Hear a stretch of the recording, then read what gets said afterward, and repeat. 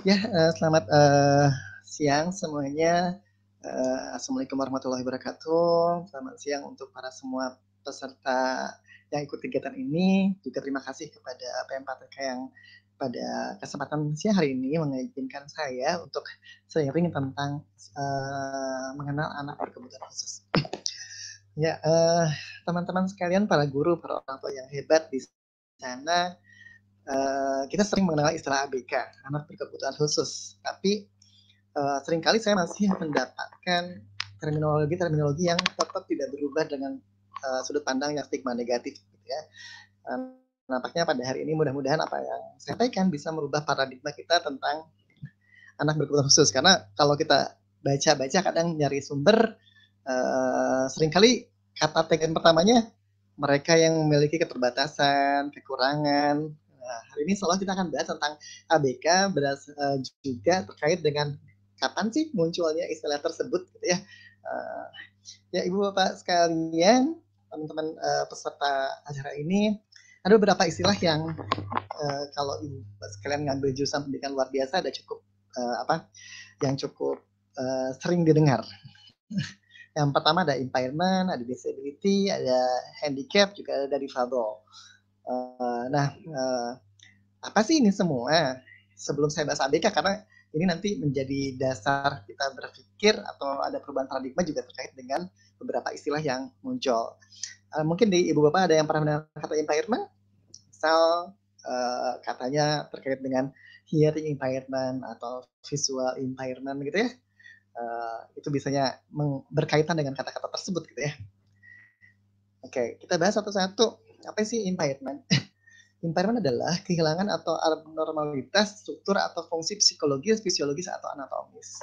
Jadi misal, ini kata-katanya biasanya bersambung yang tadi saya sebutkan. Misal ada hearing impairment, berarti ada kehilangan atau keabnormalitasan dalam struktur pendengaran mereka.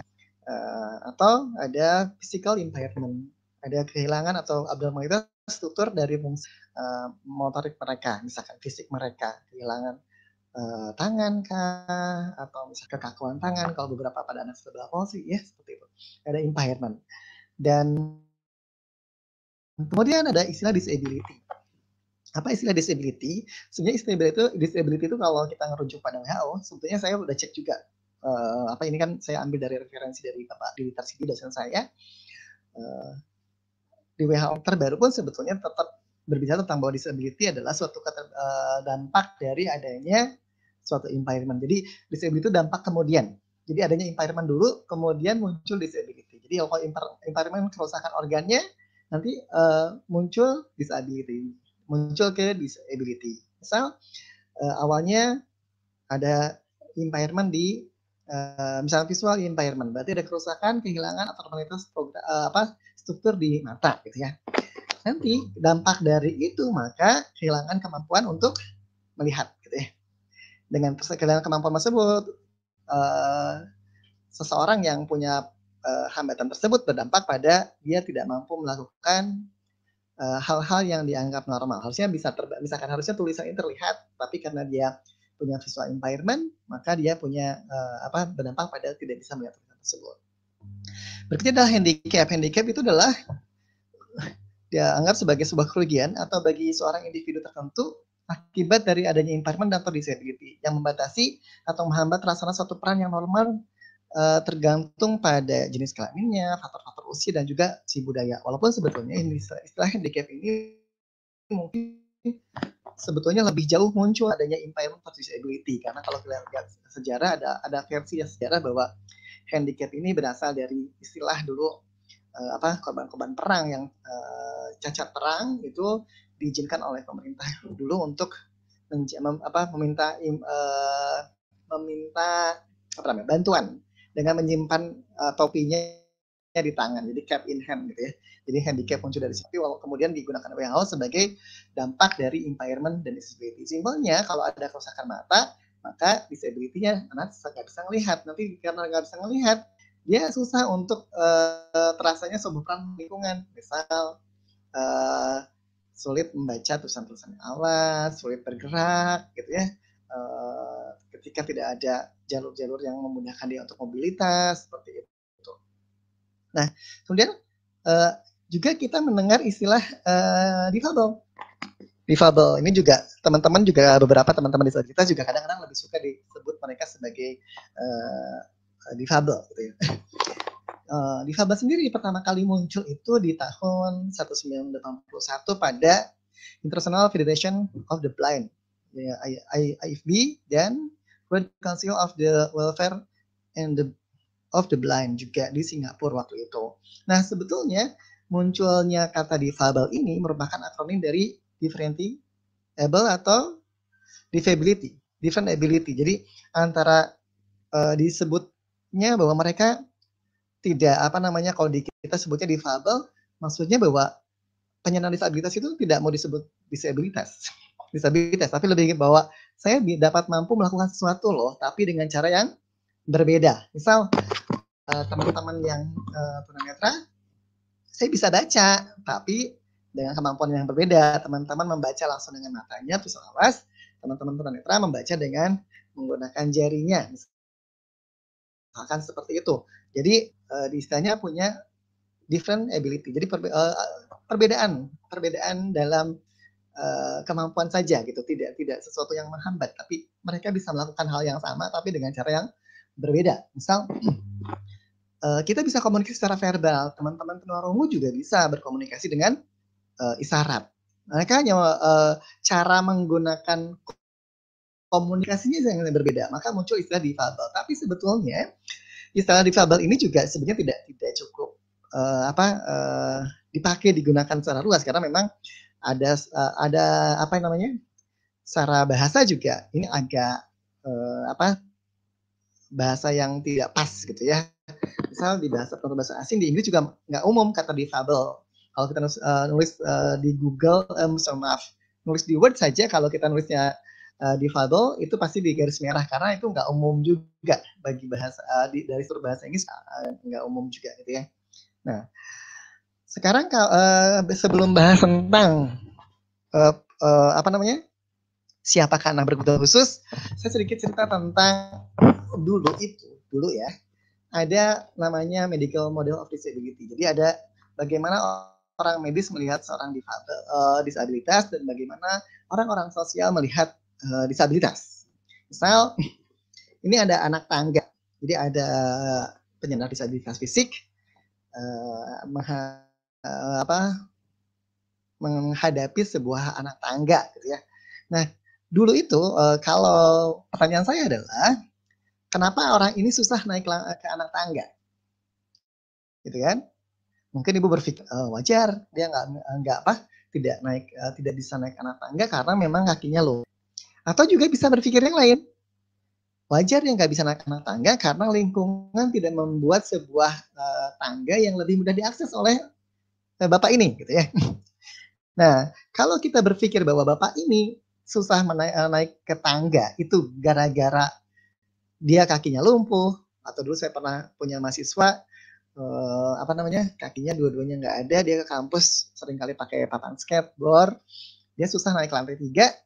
Kalau kita berpikir dia susah naik lantai 3 gara-garanya nggak ada, sebetulnya kita sedang berpikir medis, bahwa kesalahan besarnya ada di dia, bahwa dia susah mengakses lingkungan gara-gara dianya nggak punya kaki gitu ya. Tapi kalau kita pakai sosial model, kenapa dia susah mengakses lingkungan? Dikarenakan lingkungan belum bisa menyesuaikan dengan kebutuhannya dia.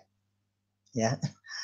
Nah, kalau medical model melihat ini dulu ya, tidak sekarang. Sekarang juga sebetulnya teman-teman kita di medis juga sudah berpikir lebih sosial sebetulnya. Berpikirnya sosial juga. Cuman ini dulu sebelum ada seperti sekarang gitu ya.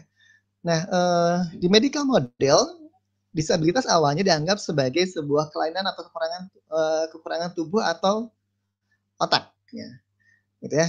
Nah, nanti disabilitas itu dianggap sebagai versi yang rusaknya pada manusia. Jadi kalau ada mobil yang utuh, mobil yang rusak. Nah, dianalogikan kalau mobil yang benar, nah yang disabilitas itu mobil yang rusak posisinya. Jadi harus diperbaiki ini si mobilnya. Jadi fokusnya bagaimana memperbaiki mobilnya, gitu ya.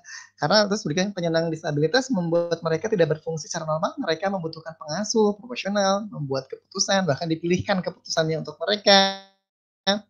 Jadi bahkan disabilitas sebagai objek amal gitu ya, yuk dibantu gitu. Nah itu seperti itu. Jadi frame-nya kalau di medical model bahwa gagalnya seorang individu melakukan berbagai fungsi di lingkungan itu gara-gara dianya sih tangannya nggak ada, dia sih nggak bisa ngelihat, jadi untuk bisa itu matanya harus dioperasi atau misalkan untuk dikasih, jadi fokus bagaimana merubah individunya. Tapi yang sosial model, orang dalam tanda kutip orang individu disabilitas itu sebetulnya bukan cacat, tapi mereka berada pada lingkungan yang cacat. Maksudnya apa sih? Bahwa lingkungannya yang belum bisa lingkungannya yang belum bisa berubah untuk dia. Kenapa dia gagal melakukan fungsi sosial? Karena lingkungannya belum bisa berubah untuk dia. Nah, kalau kita tadi di tangganya kita pasang lift, maka sudah nggak ada barrier lagi untuk bapak yang tadi naik turun ke lantai 2, lantai 3, atau ke basement gitu ya. Nggak ada lagi. Nah kenapa dia gagal? Karena lingkungannya yang cacat, lingkungannya yang belum bisa berubah untuk membantu dia. Berikutnya, penyandang disabilitas adalah bagian dari versi normal. Maksudnya gini, itu bagian dari keberagaman gitu ya. Kalau misalkan ibu sekalian melihat anak-anak kecil, misalkan ada yang rambut lurus, rambutnya ikal, rambutnya keriting, rambutnya kriwil-kriwil kecil, pertanyaan saya, apakah di antara mereka ada yang tidak normal? Pasti kita bilang semua mereka normal. Ini itu hanya bagian dari keragaman gaya rambut gitu. Nah, kita mulai berubah juga di model sosial, mulai berubah bahwa mereka para penyandang disabilitas itu adalah sebetulnya ya manusia yang normal. Kalau kita sebagai umat Islam saja kita dipercaya bahwa Allah sudah menciptakan makhluknya dengan sempurna gitu ya, dengan sempurna fi ahsani takwim kalau nggak salah ya. Jadi dengan sebaik-baiknya gitu. Jadi sudah sempurna. Yang berbeda itu ya itu dianggap sebagai bagian dari keberagaman gitu ya. Misal anggaplah kalau kita menemukan kan gini, penglihatan saja ada teman-teman kita yang totally blind, ada yang low vision, ada juga yang normal, bahkan ada yang ketajamannya sangat tajam sekali. Saya pernah baca sebuah artikel di media ada seorang yang sangat tajam sekali. Jadi sebetulnya itu bagian ya sudah itu bagian dari keberagaman saja, kita menganggapnya seperti itu. Nah, karena penyandang disabilitas ya itu inherent setara bahwa mereka sama dengan kita sebetulnya. Mereka hak otonomi, pilihan dan kebebasan untuk menentukan keputusan sendiri. Nah, gara-gara perubahan sosial dari medical model ke sosial model ini, maaf. Oke. Tahun 94 mulai muncul istilah person with special needs. Ini kemudian nanti yang akan menjadi dasar bagi obrolan kita di siang hari ini tentang siapakah anak-anak berkebutuhan khusus. Jadi sebelum ngomong anak berkebutuhan khusus, sebetulnya istilah pertama kalinya adalah person with special needs. Kapan sih istilah ini muncul? Ibu Bapak sekalian, jadi ada person with special needs pertama kali dicantumkan dalam dokumen kebijakan internasional dalam pernyataan Salamanca. Itu Salamanca sebuah daerah di Spanyol. Jadi ada konferensi di sana mengenai pendidikan kebutuhan khusus yang dihasilkan dalam konferensi dunia tentang pendidikan kebutuhan khusus diselenggarakan oleh UNESCO. Nah, pada paragraf 3 di pertanyaan Salamanca tersebut disampaikan bahwa kebutuhan khusus itu dihadapi tidak hanya oleh penyandang disabilitas.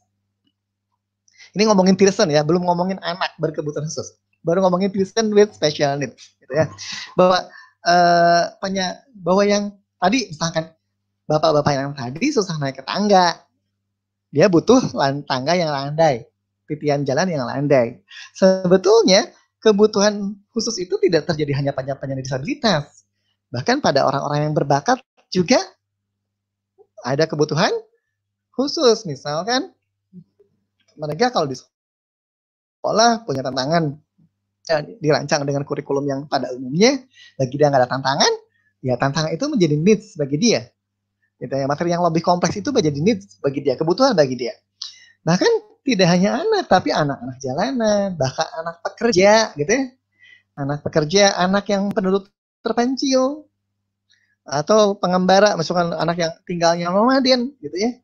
Atau anak-anak dengan kelompok linguistik tertentu. Misal, jangankan ini, saya pernah punya murid di sebuah TK, saya pernah jadi guru pendamping di sebuah TK di Bandung. Dulu dapat cerita dari gurunya, ada yang anaknya terbiasa sehari-hari di rumahnya pakai bahasa Sunda terus, masuk ke sekolah di situ bahasa pengantarnya bahasa Indonesia. Ketika itu juga dia akhirnya berkebutuhan khusus karena dia harus butuh tutor untuk menerjemahkan bahasa Sunda agar dia paham. Ya. Atau ada etnis, ada budaya, dan juga kalau minoritas. Misal termasuk juga, misalkan kalau di sebuah budaya, bahwa yang boleh sekolah itu hanya pada anak laki-laki, nah anak perempuan ini menjadi objek minoritas yang juga akhirnya memiliki kebutuhan khusus. Atau daerah yang lain kurang beruntung lainnya, misalkan korban bencana alam gitu ya, daerah peperangan dan seterusnya. Nah, Ibu Bapak sekalian, dari kesini kita mulai, saya akan mengajak Bapak Ibu untuk mencoba memberikan lagi tentang merekonstruksi lagi tentang apa yang dibayangkan tentang anak berkebutuhan khusus. Karena kalau kita lihat definisi juga nih, saya bacain salah satu definisi ya dari undang-undang.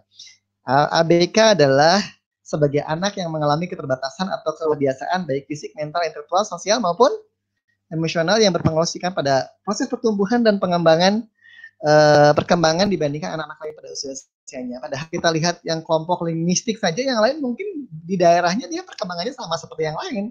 Tapi begitu pindah daerah, maka dia muncul kebutuhan khusus.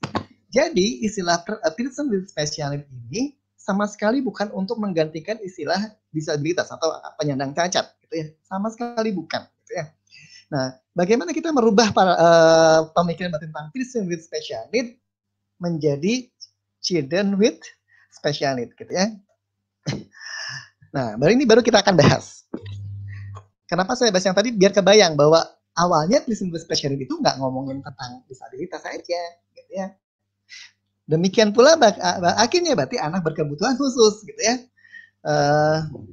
Teman-teman sekalian, Ibu Bapak sekalian, kebetulan saya di mahasiswa S3 pendidikan khusus. Kita menyepakati karena terminologi ABK ini sebetulnya muncul dari sudut pandang sosial model. Jadi harusnya kata-katanya bukan kembali ke fisik lagi, karena kalau kita misalkan keterbatasan fisik, mental, itu kita pakai frame berpikir medical model lagi, bukan sosial model lagi. Tapi ini yang salah. Mungkin ini PR saya dan teman-teman lulusan S3 gitu ya, untuk terus menyampaikan ini ke teman-teman yang lain gitu ya. PR sekali ini karena banyak juga orang langsung ketika mengenal ABK yang mereka pikirkan adalah selalu hambatan yang dimiliki anak dulu, itu yang digarisbawahi. Padahal yang kita garis bawahi adalah needs-nya, kebutuhannya. Jadi siapakah ABK? Sebetulnya kalau kita terjemahan cari bahasa Inggris seringnya disebutnya children with SEN, special needs atau and disability, biasanya gitu. Ada yang children with SEN-nya SEN, ya, special educational need atau special SEND, gitu, special educational need and disability. Jadi siapakah ABK? Sebetulnya jangan ngomongin dulu, jangan bicara dulu tentang hambatannya, enggak, tapi semua anak yang akhirnya membutuhkan layanan pendidikan yang bersifat khusus. Siapapun. Jadi kita nggak ngomongin dulu anak punya hambatan, enggak. Jadi yuk kita mulai mengkonstruk kita. Oke. Nah, si kebutuhannya, jadi kita ketika mengenal ABK adalah semua anak yang membutuhkan layanan pendidikan yang bersifat khusus. Karena kita ngomong kebutuhan khusus kan, berarti ada kebutuhan yang bersifat khusus. Ada juga yang umum, misal makan, kebutuhan yang umum pada semua orang yang lapar ya makan butuh. Yang ngantuk butuh tidur, itu kebutuhan umum. Nah, dalam konteks kebutuhan khusus ini dalam hal apa? Dispesifikan sebetulnya karena ini dalam konteksnya tentang pendidikan, maka sebetulnya kebutuhan di situ adalah kebutuhan tentang layanan pendidikan yang bersifat khusus, baik sifatnya permanen maupun temporer, yang munculnya kebutuhan tersebut karena faktor individu atau karena faktor lingkungannya. Coba kalau kita sama-sama definisikan lagi, siapakah ABK? Semua anak yang membutuhkan layanan pendidikan yang bersifat khusus, baik sifatnya permanen atau temporer, yang munculnya kebutuhan tersebut karena faktor individu atau karena faktor lingkungannya. Kalau begini mikirnya, kita sudah berusaha berpikir dengan sosial model. Kalau kita langsung mengangkat garis bawahi bahwa anak yang mengalami keterbatasan hambatan ini jadi terpakai medical model, padahal perubahan paradigma tentang special need ini dibangun dari sosial model. Ini mungkin banyak orang-orang yang kok gitu ya definisinya, mungkin baru mendengar ini gitu ya. Ya, jadi siapakah ABK? Mari kita sepakati sama-sama. Ini tolong dihafalkan ya. Ini mungkin bisa jadi ini definisinya tidak famous. tidak muncul di undang-undang, tidak muncul di buku-buku. Tapi beginilah yang saya pahami waktu saya kuliah gitu. Waktu saya kuliah, saya di teman-teman S3 itu bersepakat bahwa karena ini kena ini dari sudut pandang sosial, maka harusnya jangan muncul kata-kata negatif di sana. Kalau kata-kata negatif hambatan, kekurangan dan seterusnya, maka kita tetap pakai sosial model. Itu jadi salah pada filosofinya.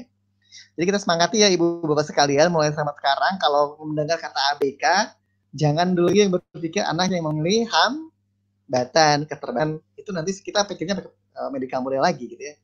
Kita sepakati ya, ini tolong di foto, sebarkan ke teman-teman yang lain. Siapakah ABK?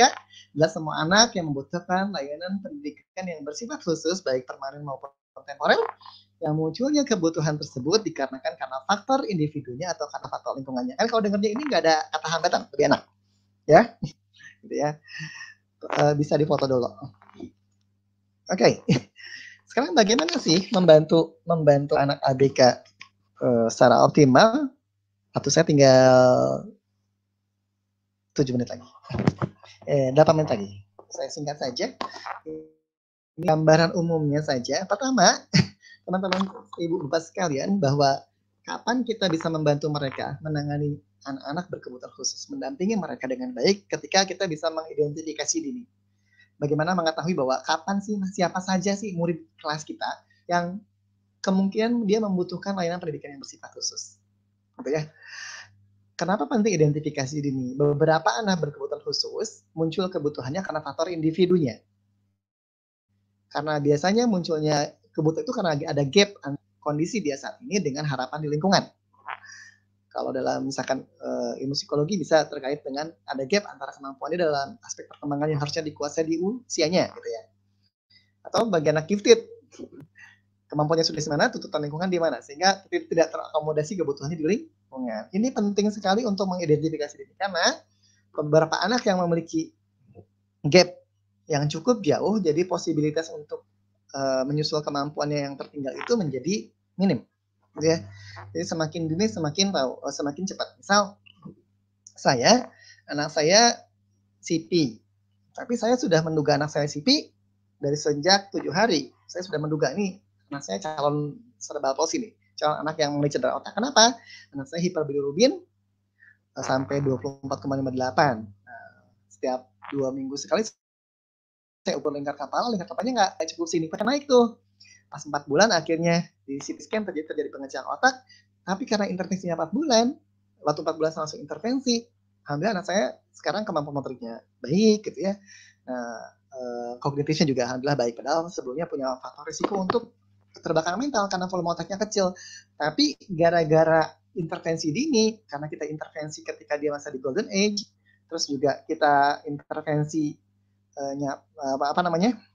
tepat, jadi progresnya akan membaik. Berikutnya adalah asesmen yang komprehensif. Jadi teman-teman sekalian, kita nggak bisa nanganin kecuali kita sudah tahu kondisi kemampuan anaknya di mana, dan itu tidak mungkin kita lakukan kecuali kita sudah pernah melakukan asesmen komprehensif.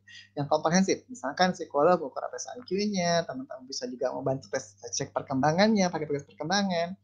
Teman-teman yang guru bisa mengecek kemampuan dia di akademik, atau pedagog bisa banyak hal lah yang dilakukan gitu ya.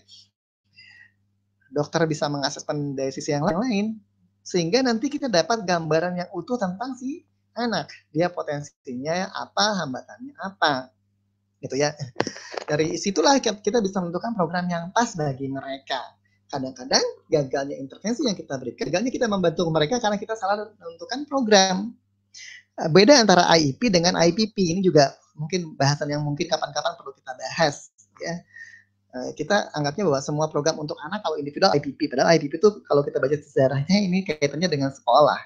Jadi kalau intervensi yang benar-benar dini di klinik bukan IEP, harusnya lebih tepatnya IPP gitu ya. Individual program plan itu. Nah, kemarin beberapa minggu yang lalu saya evaluasi anak gitu ya. Ada anaknya autism, dia sekolah juga gitu ya. Terus karena di sekolahnya ngitungnya pakai jari gitu ya. Targetnya anak bisa menghitung pakai jari, padahal kita tahu anak autism punya masalah di motorik halus, di kemampuan dia melihat, mengamati orang lebih lama, belum juga gitu ya. Ketika kita pakai jari, maka programnya nggak pas bagi dia ketinggian, menghitung operasional pakai jari itu ketinggian. Ya, saya sarankan untuk mengganti programnya dengan program menghitung dengan bantuan visual. Itu lebih possible. Jadi kadang-kadang nggak majunya anak itu gara-gara program yang kita berikan ketinggian. Ini sebenarnya setiap topik ini bisa dibahas kita lebih panjang lagi. Ini adalah strategi yang tepat. Ini penting, strategi yang tepat, yang pas dengan kondisi anak. Jadi sebetulnya strategi itu kaitannya dengan pemahaman kita tentang dua hal.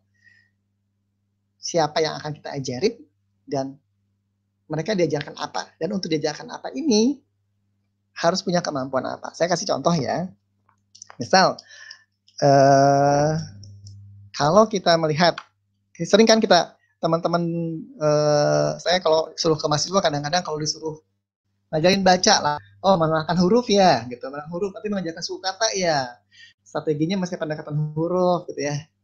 Ternyata anaknya tunarungu misalkan, ya salah strateginya. Misalkan anak tunarungu ya susah memahami bahwa A itu apa sih, B itu apa sih, itu lebih pelik kan. Tapi kalau bola diasosiasikan dengan bolanya, tulisan bolanya jadi lebih bisa pahami. Oh, yang simbolnya huruf BOL itu bendanya kayak gini. Jadi kata utuh lebih pas untuk anak tunarungu daripada anak yang bahasa pendekatan huruf. Jadi pengetahuan tentang siapa kondisi anaknya bagaimana, kondisi ABK-nya bagaimana, dan apa yang akan diajarkan itu sangat berpengaruh pada strategi yang pas untuk dia. Karena strategi yang tidak tepat ini berdampak pada salah juga. Kita nggak bisa bantu mereka, gagal apa yang kita harapkan untuk membantu mereka. Intinya untuk membantu ini, bagaimana kita membantu. Jadi gini, hambatan atau yang terjadi pada beberapa anak, si needs-nya bisa, kebutuhan anak ini bisa terakomodasi dengan baik, apalagi kita punya program satu, mengembangkan kemampuan anak dari baseline-nya terus meningkat. Dan yang kedua adalah bagaimana kita merubah lingkungan agar bisa mengurangi itu. Misal, saya pernah ke Jepang. Di Jepang saya pernah mengunjungi beberapa sekolah, salah satunya sekolah yang khusus untuk multiple disability. Nah di sana kan teman-teman multiple disability, misalkan dia hambatan visual juga, hambatan intelektual juga, pasti dia punya tantangan untuk bisa bagaimana mengenali lokar mereka, betul nggak? Kalau yang tunanetra bisa pakai tulisan braille karena dia nggak ada hambatan kognitif, itu bisa. Tapi bagi yang dia tunanetra plus gangguan kognitif juga, misalkan hambatan intelektual, ini problem. Pakai braille ya nggak akan kecapai. Itu lokernya ternyata dikasih tanda-tanda, misalkan boneka yang dia sukai, nanti diduplikasi boneka untuk si anak A, boneka si anak B, misalkan sendok kah. Jadi mengenali dengan cara yang lain. Intinya bahwa hambatan yang dimiliki oleh anak-anak kita, bagaimana kita membantu anak berkembang optimal adalah juga berfokus pada bagaimana kita bisa merubah lingkungan untuk bisa mengakomodasi hambatan mereka. Itu mungkin karena waktu saya tidak tinggal 1 menit lagi, saya pikir saya cukup dulu presentasi saya hari ini. Nanti mudah-mudahan kita bisa diskusi lebih banyak di sesi tanya jawab. Terima kasih Bu Nita. Bagaimana ya caranya agar orang tuanya mau menerima bahwa anaknya ini istimewa gitu ya. Nah ini juga kadang menjadi problem ketika gurunya udah tahu nih anaknya ada sesuatu, tapi orang tuanya nggak mau menerima gitu bahwa anaknya ini memang perlu layanan yang khusus gitu. Nah, anak ini istimewa, sudah tidak bisa kontak mata, kemudian bicaranya pun tidak nyambung, sesekali juga membeo, tapi masalahnya lagi karena ada denial ya, jadi ibunya juga bilang, "Dah bapaknya juga dulu seperti itu kok," gitu katanya ya. Nah kira-kira gimana nih untuk bisa menyadarkan atau berkomunikasi dengan orang tua ketika orang tuanya masih belum menerima? Mangga, silahkan, terima kasih. Oke. Terima kasih Bu Nita. Ya Bu Nira, sharing pengalaman saja. Biasanya gini, tentu saja kan menerima konsul. Kalau saya lebih ke teknis, lebih bagaimana menangani gitu ya, bukan lebih ke diagnosis, tapi programnya seperti apa. Tapi kadang-kadang juga saya dapat referan, misalkan dari psikolog di tempat saya bekerja, akhirnya harus menjelaskan juga hasil dari psikolognya, menjelaskan ulang gitu ya. Biasanya saya untuk memahamkan orang tua gini, biasanya kenapa sih orang tua denial? Biasanya minimnya ilmu mereka. Jadi mereka minim ilmu. Berikutnya adalah kan memang kalau kita bicara penerimaan itu ada masa-masa di mana kita shock, stres, frustasi, menyalahkan diri gitu sampai akhirnya muncul penerimaan ya, muncul kita penerimaan. Proses itu, nah beberapa orang tua perlu kita bantu memang. Biasanya kalau saya suka bantu nyadarin bahwa nggak kita langsung yang ngejudge, Bu anaknya kemampuannya segini, enggak. Biasanya saya suka banding, Ibu punya kakaknya nggak? Ada anaknya kalau dia punya kakak adik ya, dia punya adik nggak? Punya kakak nggak? Punya nggak? Punya. Misalnya dia punya adik, kalau dibandingkan sama adiknya, menurut ibu lihat bedanya gimana? Oh adiknya lebih pinter gitu ya, atau kakaknya biasa aja sih. Kalau ibu bandingkan biasanya ada dengan dia sekarang sama kakaknya hampir mirip waktu kakaknya umur berapa gitu. Jadi dibikin ngebangun dulu bahwa oh ternyata jadi ibunya sendiri yang rasa agak kemampuannya ternyata agak beda ya perkembangannya. Kadang-kadang atau kita baca juga ya kayak 4 tahun sih sekarang kayak waktu kakaknya umur 4 tahun padahal orangnya udah SD 7 tahun misalkan. Terus kita padahal kita ngambil gayanya nggak di 4 tahun misalkan tapi di 2 tahun misalkan. Tapi kan biasanya kalau 4 tahun katanya udah banyak Bu, bisa 4 kata sekali bicara. Kakak berapa? Baru 2 kali ya, itu sebenarnya setara 2 tahun. Jadi kita bangun dulu bahwa orang tua ngerasa bahwa ada kemampuan yang itu. Dan beberapa tante juga, saya pernah waktu di Indigrow itu sengaja bikin buku. Jadi bikin kayak buku panduan untuk orang tua. Jadi kadang-kadang beberapa orang tua kan bisa dinasihatin langsung. Kadang-kadang juga kita bisa perlu referensi lain untuk yang kita kasih ke orang tua, nggak langsung verbal. Karena kadang-kadang kalau orang verbal, apalagi guru yang nggak nyampein, Bu. Kan gini Bu, saya cerita pengalaman ya. Saya punya yayasan, kita bikin karena anak saya CP itu yang pertama, terus akhirnya progresnya bagus, saya suka sharing tuh tentang bahaya perkembangan motorik, bagaimana stimulasi, bagaimana identifikasi dini di posyandu. Tapi sayangnya ketika kadang-kadang posyandu udah paham juga begitu ngomong ke orang kan nggak apa namanya, nggak mau didengar. Dia kan cuma kadang posyandu. Mohon maaf nih Bu Ibu Rusninya juga cuma guru gitu ya. Katanya gini, kata Bu Rusni anaknya anak paling besar, katanya bagaimana bisa membuat perbandingan karena nggak ada perbandingan katanya kata Bu Rusni. Oke. Kita bisa bandingkan dengan keponakannya, sepupunya, dengan sepupunya dia gitu ya, atau dengan adiknya gitu kan, karena ya dia tuh kayak adiknya. Berarti kan kalau kayak adiknya berarti udah ada gap kan antara kemampuan dia sekarang dengan umurnya. Nah, memang kadang-kadang guru itu juga butuh bantuan kayak Bu Nira mungkin psikolog untuk membantu ngejelasin. Tapi yang pengen dulu orang tua sadar dulu bahwa oh anaknya perkembangannya berbeda. Nah, kaitkan dengan gimana dengan ayahnya yang ngerasa bahwa oh dulu gitu. Kan gini. Saya bahas nih ya. Ada yang terlambat bahasa biasa, terlambat bicara biasa atau kalau di rumah sakit saya dengarnya gangguan bahasa tipe developmental ya. Ada yang memang dia gangguan bahasa. Nah, kapan sih kita bedain anak gangguan bicara biasa sama gangguan bahasa? Walaupun sama-sama dulu kan ayahnya pernah terlambat bicara dan dia posisinya terlambat bicara gitu ya. Simpelnya gini. Kapan kita menduga bahwa anaknya terlambat bicara biasa? Ini beda sama ayahnya dulu. Kalau anak terlambat bicara, tapi kemampuan kan bicara itu maksudnya ke bahasa ekspresif. Kalau kemampuan bicara dia di bawah umurnya, tapi kemampuan pemahaman dia seperti anak-anak lain di usianya, maka dia terlambat bisa bicara biasa. Mungkin bisa tenang lah, mungkin kayak anaknya, ayahnya. Tapi kalau dia terlambat bicara, disertai juga dengan pemahaman yang tidak lebih rendah daripada anak-anak lain di usianya, itu bukan terlambat bicara biasa. Itu bisa jadi sudah masuk gangguan perkembangan. Misalkan keponakannya umur 3 tahun, belum ngomong, 2 tahunan lah, belum ngomong. Saya ke rumah kakak. Kasih Aisyah, gimana gitu katanya. Saya cuma simpel, anaknya belum ngomong, suruh-suruh aja Kak Aisyah, nih kasihan ambil remote, ambil, kasih ke Mbah, kasih. Gitu anaknya belum ngomong, tapi hampir semua instruksi, benda-benda yang umum di dekat dia hafal, ya udah yang tunggu ngomong, dia terlambat bicara biasa, ngomong. Tapi kalau misalkan anaknya 2 tahun, juga belum ngomong, ditanya anggota tubuh nggak paham, disuruh nggak tahu, berarti kan udah bukan terlambat bicara biasa tuh. Itu mungkin bisa jadi beda sama bapaknya, gimana nggak? Gitu sih Bu Nit. Jadi kita harus bedain antara terlambat bicara biasa dengan dia sudah terlambat bicara yang masuk ke dalam gangguan perkembangan. Nah, gitu Bu Nita.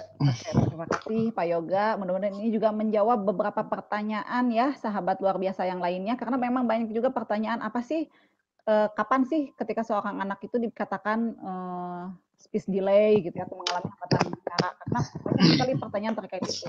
Usianya 5 tahun tapi masih 2 kata. Boleh nambahin Bu Nita sedikit? Belum jelas. Nah kira-kira itu bagaimana tadi sudah Bu terjawab Nita, ya. boleh nambahin sedikit? Oh, mangga. Silahkan Pak Yoga.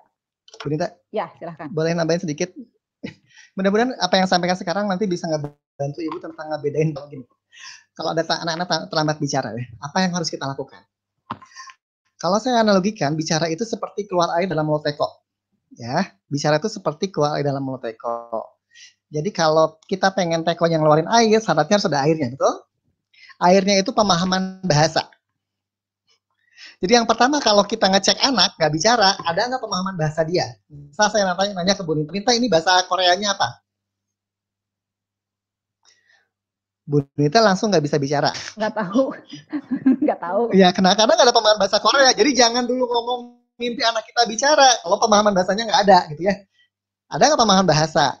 Nah, nanti mulai mikir kalau ada anaknya ngerti kok, tapi nggak ada bisa bicara, jangan-jangan ada masalah di mulut teko. Mulut teko itu berkaitan.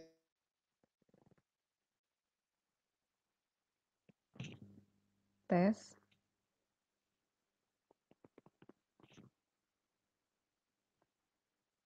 Bentar, ini off. Pak Yoga tadi keputus Pak Yoga ya? Aku terus nyambung lagi. Jadi kan kalau misalkan tekonya ada, airnya ada di teko, tapi kok nggak keluar air, jangan-jangan mampet nih di mulut teko. Itu kita baru ngomong, jangan-jangan perlu terapi bicara, ada masalah di organ bicara gitu ya. Ih, organ bicara bagus kok, anaknya nggak ngeces, lidah, oh jangan-jangan saraf di leher teko mampetnya, di saraf bicara. Siapa yang paling mungkin anak punya masalah saraf bicara? Anak disleksia diawali dengan terlambat bicara waktu kecil, misalkan itu kan ngomongnya di area saraf, Broca sama Wernicke, itu beda. Nah sekarang gimana kalau anaknya nggak ngomong dan nggak ngerti, berarti tekonya kosong kan? Kita mulai mikir, kenapa teko kosong? Satu nggak diisi, anaknya distimulasi nggak gitu? Kalau nggak distimulasi ya tekonya kosong. Tapi sebetulnya jarang sekali juga sih orang tua yang nol stimulasi. Enggak? Jarang kan? Tetap ngisi, tapi kok ngisi nggak masuk? Jangan-jangan gangguan pendengaran, tekonya ketutup. Kita ngisi teko, airnya nggak masuk. Jangan-jangan bahasanya nggak masuk gara-gara gangguan pendengaran. Tapi yang menutup bahasa masuk itu nggak gangguan pendengaran, tapi juga kemampuan attention, memperhatikan. Karena anak autis kalau dites BERA normal IQ pendengarannya. Tapi kalau misalkan anak autis ini misalkan dia tidak memperhatikan, misal dosen ngajar ngobrol ke teman, begitu ditanya saya ngejelasin apa itu misalkan autism spectrum disorder, nggak bisa jawab mahasiswanya, bukan karena nggak dengar tapi nggak memperhatikan. Nah siapa yang punya gangguan memperhatikan, misalkan kelompoknya SD, dia punya gangguan. Jadi kita ketika anak nggak bicara saja, kita harus pastikan dulu kenapa dia nggak bicara, karena intervensi yang pas itu sesuai dengan kenapa dia nggak bicaranya. Misal gini, kalau anak-anak yang kasusnya terlambat kan banyak juga gini. Saya mendapatkan kasus banyak anak nggak bisa bicara langsung asosiasi terapi bicara, padahal belum tentu. Misalnya kayak tadi, Bu Nita nggak bisa bahasa Korea. Pertanyaan saya, apakah perlu terapi bicara? Apakah di oral motor jadi bicara? Kan enggak gitu ya. Karena ya les bahasa Korea, beberapa anak autism, anak keterbelakangan mental di awal sama sekali nggak bicara karena minimnya pemahaman bahasa. Terapi bicara bukan yang utama di awal gitu, enggak. Tapi ngajarin pemahaman bahasa. Atau yang tadi gak ada gangguan sensoris, misalnya yang nutupnya masuk air gangguan sensoris gitu juga masuk. Itu Bu Nita, mudah-mudahan bisa membantu pada obrolan tentang pembicaraan bicara. Saya adalah guru SMP negeri, katanya Pak Yoga ya, dan saya punya siswa autis di kelas saya. Yang mau saya tanyakan, bagaimana nih cara saya mengajar di dalam satu kelas besar yang di dalamnya ada anak autis tadi, supaya pembelajarannya bisa lebih efektif. Mangga silahkan Bapak Yoga.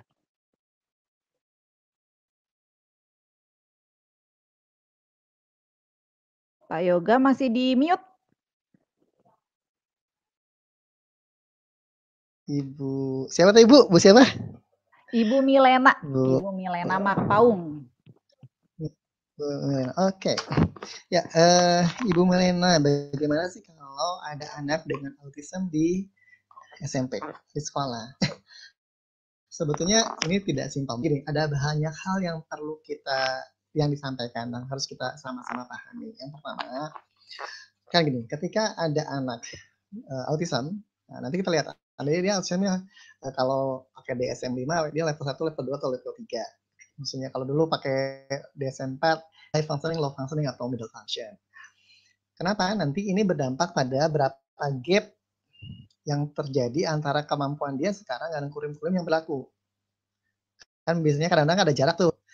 Mungkin kalau pada bahasa Inggris bisa jadi dia autis, dia jago bahasa Inggrisnya misalkan. Matematika dia jago. Tapi misalkan pada yang keterampilan bahasa yang membutuhkan bahasa abstrak, nah autis susah, misalnya PKN, IPS, dan selanjutnya itu susah. Nah, berapa gapnya? Berapa jaraknya gitu itu. Nah, ketika ada jarak itu, maka ibu harus membuat namanya kurikulum akomodatif. Kurikulum yang bisa mengakomodasi dia. Jadi jangan sampai dia datang ke sekolah, teman-temannya belajar apa, dia nggak dapat apapun karena ada gap itu, gap kemampuan dia dengan kurikulum yang berbasis sekolah beda banget. Berarti ibu harus nanti bikin juga IEP-nya, Individual Education Program-nya, bikin RAPP-nya, bikin rencana pembelajaran seperti apa yang disesuaikan dengan si kondisi si anak. Misal kalau di tingkat SD ya, misalkan kalau di tingkat SD, anak-anak lagi belajar sama-sama fotosintesis gitu ya. Dia anak autism, ternyata jangan kan ngomong fotosintesis, yang dia nggak tahu fotosintesis apa, klorofil apa dan seterusnya. Yang paling mungkin dia hanya baru mengenali mana daun yang ada klorofilnya, mana yang enggak. Jadi si indikator pencapaian belajarnya diturunkan, tapi jangan sampai berubah mata pelajarannya karena dia harus berada di kelasnya kan. Jadi ada penyesuaian dari kurikulumnya, programnya, IP-nya. Berikutnya juga terkait dengan Ibu mungkin teman-teman nanti insya Allah dari TJB nanti ada pengelolaan pembelajaran sesuai pendidikan inklusif. Nanti insya Allah dari Direktorat GTK akan membuat itu tuh seri pembelajaran online tentang pengelolaan kelas pembelajaran di sekolah inklusif. Di sana ada materi tentang UDL, Universal Design for Learning. Jadi ada desain pembelajaran universal, desain universal untuk pembelajaran. Nah, itu bisa googling tentang apa sih UDL, bagaimana mendesain sebuah pembelajaran yang bisa mengakomodasi keberagaman. Berarti ibu harus punya multiple mean of representation. Jadi sebuah materi harus disajikan berbagai cara yang memastikan bahwa kalau oral saja anak autism susah dapatnya karena dia gangguan atensinya. Dia punya masalah dengan joint attention gitu ya, susah memperhatikan lama. Berarti harus ada media yang sama, harus disampaikan dengan visualisasi, dengan mind map mungkin memudahkan. Jadi harus ada akomodasi yang diberikan oleh kita untuk memastikan bahwa dia juga terlibat dalam pembelajaran dan mendapat apa materi yang dia ajarkan. Itu dulu mungkin yang disampaikan, Bu. Soalnya banyak kalau dibahas. Iya. Kalau udah sampai sini harus tahu kondisi gimana dulu. Ya, memang polanya lebih kebayang. Ya.